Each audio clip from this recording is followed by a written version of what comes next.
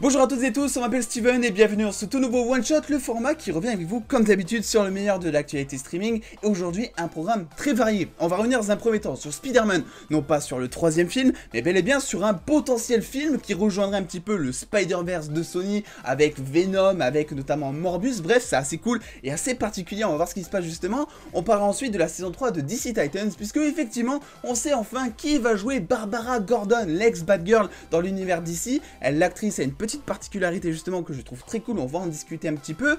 On va ensuite aller du côté de Netflix qui ont battu tous les records, ils ont publié tous leurs chiffres de fin d'année 2020 justement, et aussi grâce à Lupin a percé dans le monde, ça y est, une série française est en tendance et ça fait extrêmement plaisir.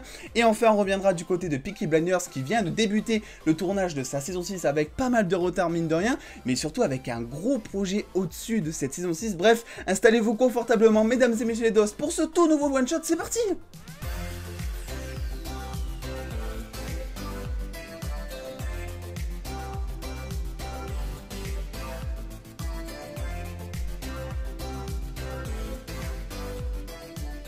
Et je vais direct commencer en faisant mon mea culpa. Je vais vous parler de Peaky Blinders, mais je n'ai toujours pas vu Peaky Blinders. Non, ne me frappez pas. Je ne sais pas si j'aurai le temps finalement de rattraper la série avant que la saison 6 arrive, mais je sais qu'elle est fortement très appréciée. Je sais qu'elle fait énormément parler d'elle et je sais, d'après ce que j'ai vu, qu'elle a une qualité assez insane mine de rien. Et aujourd'hui, nous avons appris via tout simplement le site officiel de Peaky Blinders que la saison 6, ça y est, commençait son tournage avec quand même un retard de production de quasiment un an. On n'apprend pas grand chose, mine de rien, mis à part le fait que ça y est, le tournage a commencé hier, avec une petite photo notamment dévoilée sur Twitter juste hier. Le créateur nous dit bel et bien finalement que ils sont en train de, ils ont déjà mis en place toutes les normes de sécurité justement à cause de la pandémie, à cause de tout ça pour tourner dans les meilleures conditions qui soient. Et effectivement le créateur nous dit aussi que ça serait la meilleure saison de la série. Alors là-dessus je vais totalement laisser les fans juger vu que je n'ai pas vu la série, mais honnêtement je pense pas que ce soit du genre un mytho. Je pense que Peaky Blinders est une série qui a fait plusieurs fois parler d'elle, notamment sur sa qualité, et je pense que ce n'est pas vraiment dans son sens d'un petit peu nous mentir. Donc je pense qu'on va être sur une fin de série qui justement va en dévoiler pas mal pour la suite, puisque effectivement il nous cite ici le monde de Peaky Blinders continue à vivre. Et quelques heures après on a une news de la part de Deadline qui nous dit que clairement il y a un film qui est en préparation, et c'est assez cool finalement. Alors le créateur nous dit que effectivement le Covid a changé les plans, mais il peut dire que finalement depuis le début c'était de terminer Peaky Blinders avec un film, ce qui est assez contradictoire quand on sait que finalement depuis le début ce que nous on savait finalement c'était de terminer Peaky Blinders avec une saison 7, chose qui ne sera pas fait finalement. J'ai l'impression qu'ils ont un petit peu troqué, on va dire, ce fameux film contre, cette fameuse saison 7 qui ne s'est pas faite contre un film justement. Donc à voir un petit peu ce que vous préférez, n'hésitez pas à me dire en commentaire. Est-ce que d'après vous c'est mieux de faire un film pour vraiment conclure toute la série? Moi ça me paraît plutôt cool de finir ça sur un film, ou est-ce qu'au contraire vous auriez préféré, ou ça serait mieux pour vous en tout cas, que ça finisse sur une saison 7? Et écoutez, la production a tranché mine de rien, et cette saison 6 va être suivie d'un film qui lui va totalement terminer la série, conclure l'histoire des personnages. On part maintenant du côté de Netflix, toujours sur la même SVOD finalement, parce que ils ont pété, mais alors, tous les records. Ça a commencé déjà hier, et je voulais partager notamment sur les réseaux sociaux hier matin. Lupin a totalement pété tous les records, c'était un truc de malade. On apprend tout simplement que notre chère série française, donc avec Omar Sy, a une projection, c'est-à-dire que Netflix estime que après sa 4e semaine de diffusion, Lupin dépassera les 70 millions de vues dans le monde, ce qui, quand on ne compare pas tellement, n'est pas tellement insane, mais moi je peux vous dire c'est totalement insane, surtout pour une série française, hein. C'est quand même la première série française à atteindre ce nombre de visionnages mine de rien, donc déjà rien que là, c'est un record. Mais en plus de ça, il faut dire que en 4 semaines de diffusion, on a donc le jeu de la dame, grosse série du moment, toujours en tendance d'ailleurs, qui a fait 62 millions de vues, ce qui veut dire que Lupin sera au-dessus du jeu de la dame. C'est quand même, moi, je trouve, un truc assez insane. Et le record de lancement d'une série sur Netflix en 4 semaines est attribué à The Witcher, qui est à 76 millions de vues en 4 semaines. Donc clairement, avec Lupin qui a 70 millions, on n'est vraiment pas loin du record. Est-ce que Lupin même peut dépasser les 70 millions et a le potentiel de devenir la série Netflix, enfin le meilleur lancement plutôt de série Netflix au monde? C'est vraiment quelque chose, c'est vraiment une question dont on peut se poser la question finalement. Mais moi je trouve ça totalement insane. Que l'on aime ou que l'on n'aime pas Lupin, on ne peut être que content, je trouve, pour notre pays, pour notre culture, pour ce genre de choses finalement, que Lupin arrive en tendance mondiale, même en dépassant, moi je trouve ça dingue, en dépassant The Queen's Gambit, donc le jeu de la dame, je trouve ça totalement insane. Mais ce qui est insane ne s'arrête vraiment, mais alors vraiment pas là justement, parce que effectivement Netflix a dévoilé tous ses chiffres de la fin d'année 2020, puisque ça y est, on a tous les chiffres du quatrième trimestre, donc des 3 derniers mois de Netflix justement, et Variety déclare finalement que Netflix vient de dépasser les 200 millions d'abonnés dans le monde, ce qui est toujours le met à la place du SVOD numéro 1 finalement dans le monde devant Disney+ et Prime Video finalement. Et effectivement, ils sont exactement, vous le voyez, à 203,7 millions d'abonnés au monde, ce qui est plus que ce qu'ils avaient prévu, puisque je crois qu'ils avaient prévu une hausse durant finalement les 3 derniers mois de 6 millions d'abonnés il me semble, alors qu'en fait ils ont gagné 8, vous le voyez, 51 millions d'abonnés justement. Donc c'est quelque chose d'assez insane. Bon, le Covid y a fortement contribué, mais j'ai envie de vous dire, on fait que parler de ça, que c'est grâce au confinement, que c'est grâce au Covid, mais toutes les autres plateformes aussi de SVOD ont bénéficié un petit peu de ce confinement. Donc ils jouent un petit peu à balles égales, on va dire. De mon côté, je trouve ça totalement insane. On sait que pour l'année complète, Netflix a trouvé 36,6 millions d'abonnés sur toute l'année 2020, ce qui est totalement colossal. Et clairement, c'est vous le voyez sans surprise, c'est un petit peu son gain d'abonnés le plus insane depuis 2018, c'est marqué ici.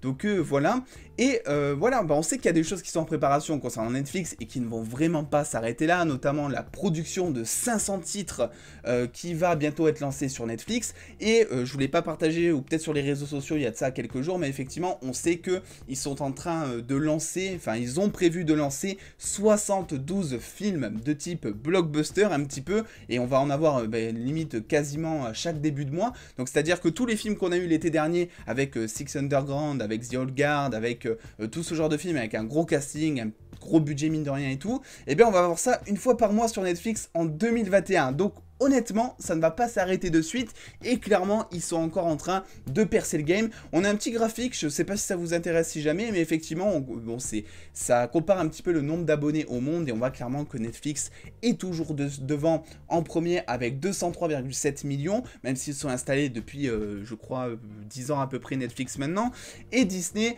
eux, mine de rien, est en train de faire son petit bout de chemin, 137,1 millions d'abonnés au monde depuis son lancement en novembre 2019 aux États-Unis, je crois. Si je me trompe, je rectifierai en commentaire épinglé dans tous les cas.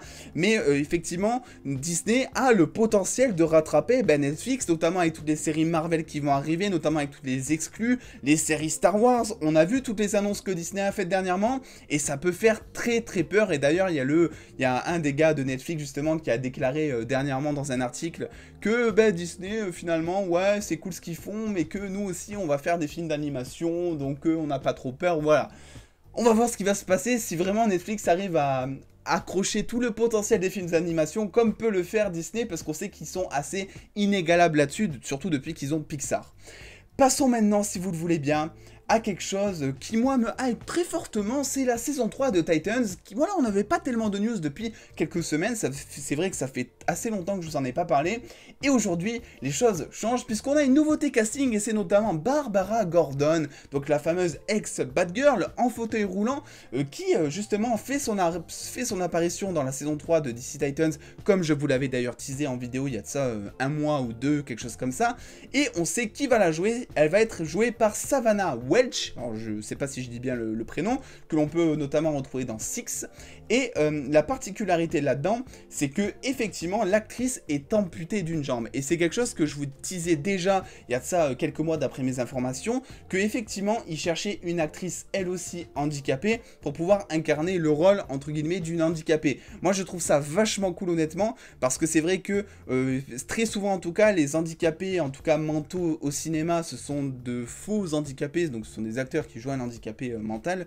physique, ça arrive qu'il y en ait de temps en temps honnêtement, mais là je trouve ça cool que dans une série, on prenne une vraie actrice qui peut vraiment s'accrocher au rôle et qui peut vraiment s'identifier au personnage. Je pense qu'on est sur un jeu d'acteur qui va potentiellement être un des meilleurs de cette saison 3, parce que clairement c'est une bonne actrice et clairement je pense qu'elle arrivera à s'identifier un petit peu au personnage. On a une petite aussi description, mine de rien, on sait que finalement sa vie se complique parce que bah en fait elle est bad girl, sauf que finalement le Joker lui tire dessus, ça se passe mal et elle se retrouve à la retraite et en fauteuil roulant dans l'incapacité de marcher finalement. Et dans la saison 3 justement, on sait que Dick Grayson va revenir à Gotham et que ça va un petit peu la faire chier parce qu'il y a une romance qui s'est effectuée normalement entre les deux et que ils vont un petit peu combattre le crime. Donc c'est un personnage qui va être récurrent, c'est un personnage qui va être présent tout du long de la saison 3 normalement, peut-être pas au début le temps qu'elle s'installe, mais après elle reviendra et elle aidera notamment les Titans, en tout cas normalement. Donc j'ai hâte de voir un petit peu, surtout moi, la relation que va avoir Barbara Gordon avec Dick Grayson, étant donné que Dick Grayson est un peu un personnage solitaire qui laisse pas trop passer ses sentiments, on va dire, en tout cas ses sentiments amoureux, parce qu'on sait que de l'autre côté il est impulsif. Donc à voir justement aussi Barbara Gordon, comment elle va réagir à sa transformation en Nightwing, est-ce qu'elle va bien, est-ce qu'elle va mal réagir, étant donné que Robin c'était un petit peu aussi l'héritage de Batman. Donc ça on ne sait pas, mais en tout cas j'ai vraiment hâte de voir cette saison 3 de Titans, qui vient tout juste d'ailleurs de reprendre son tournage de l'épisode 5 et qui devrait commencer sa diffusion d'ici quelques mois maintenant, sans plus de précision maintenant. Et pour finir, on part maintenant sur une rumeur côté Marvel, mais pas forcément MCU, en tout cas on ne sait pas trop encore, mais plus côté Sony, puisque effectivement c'est The Illuminati qui nous rapporte qu'il y aurait un nouveau film dans le Spider-Verse de Sony qui serait en préparation. On sait que d'après énormément de rumeurs, Olivia Wilde, que l'on retrouve notamment dans Dr. House, une actrice que j'adore, est en train de réaliser un film pour Sony en rapport avec Spider-Man. On ne sait pas tellement ce que c'est, mais les rumeurs parlent d'un film autour de Spider-Woman notamment. Donc est-ce que ça serait un film qui pourrait rejoindre un petit peu ce nouveau Spider-Verse, je ne sais pas. Donc qu'est-ce qu'on apprend d'après The Illuminati, et je vais vous lire la news parce que ça me semble intéressant étant donné que le personnage, personne ne le connaît trop, j'ai l'impression. Apparemment ça serait Dusk, que je ne connais pas du tout, qui arriverait dans l'univers et qui serait en cours de développement pour Sony, donc un personnage totalement dans l'univers de Spidey justement. Nos sources nous ont dit que Sony Pictures est en train de développer un film Dusk dans le cadre du SPUMC. Alors je vais pas l'appeler SPUMC, je vais l'appeler Spider-Verse Sony ou je sais pas, parce que c'est vraiment... Enfin, j'arrive pas à le retenir ce truc. Il n'y a pas encore de délai de sortie, ni d'acteur finalement associé au projet pour l'instant, en tout cas, vu qu'il s'agit juste d'une rumeur. Enfin, moi je le prends comme tel en tout cas pour l'instant, même si la source est fiable. Et une petite description, même deux descriptions de personnages, puisqu'il y a plusieurs, dans les comics, vous savez, il y a plusieurs variantes de personnages. Donc le premier, c'est Dusk, est un personnage classique de la tradition de Spider-Man, basé sur la zone négative. Il est montré comme le chef d'un groupe de rebelles luttant contre le tyrannique Blastar. Voilà.